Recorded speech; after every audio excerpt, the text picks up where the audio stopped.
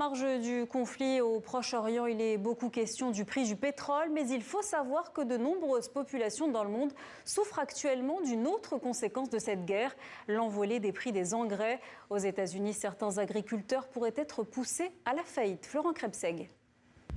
Tom Waters est né ici, à Auric, dans le Missouri. Sa famille, depuis 7 générations, a toujours cultivé le maïs, le soja et le blé. La météo, les chocs pétroliers, la grande sécheresse de 1988, la baisse des marges n'ont pas stoppé son activité. Mais pour la première fois, Tom Waters envisage une solution radicale. Après la hausse des prix des engrais, je pense que certains agriculteurs vont convertir une partie de leurs terres consacrées au maïs en terres consacrées aux haricots. Je n'ai pas encore franchi le pas, mais j'y réfléchis sérieusement. Beaucoup des engrais que les aïeux de Tom Waters fabriquaient sont désormais fournis par de grosses firmes du secteur de la chimie. Des engrais dont les composants proviennent en grande partie de 7 régions du monde.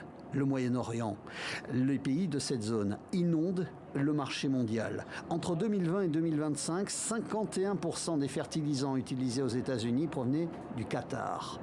Une production qui, avant de traverser l'Atlantique, passait par le détroit d'Ormuz. Ça, c'était avant le conflit.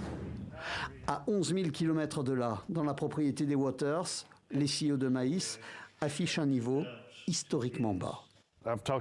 J'ai discuté de mes besoins avec mon fournisseur d'engrais. Nous avons déjà réservé une partie de nos achats, mais il a du mal à assurer l'approvisionnement. Nous ne savons vraiment pas comment les prix vont évoluer. Tout dépendra de la durée de ce conflit.